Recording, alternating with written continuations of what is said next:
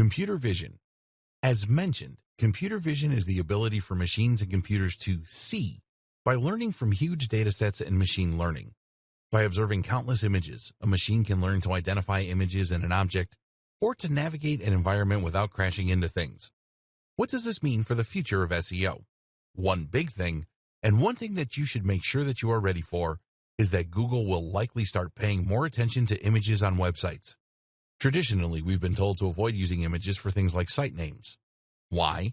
Because Google can't read an image, and therefore we won't get any SEO benefit from that. But Google does have software that can read text from an image. This is called OCR, Optical Character Recognition. And if you want to see just how good it is, try pointing Google Translate at a foreign language and see it appear in your native tongue in real time. If Google can do this, then it's only a matter of time before it starts reading the text in your images to see if they back up the niche and key phrase that you are targeting with your website.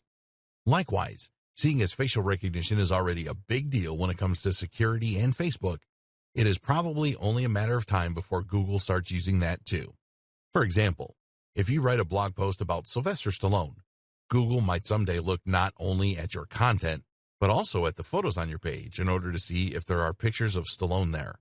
Google Images might one day not be reliant on surrounding text at all, but might instead base its results purely on what it sees in the image and whether this lines up with what you're searching for. Issues like image quality are also likely to play a big role in the future. Google might opt not to recommend your web page if it thinks the imagery on there is poorly chosen and out of place. So what can you do to prepare? For now, the closest thing to communicating with Google via images is the use of markup language and/or file names and alt tags.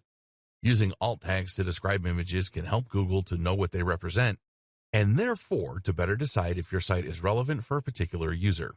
Meanwhile, make sure that all the imagery you are using is relevant and high quality.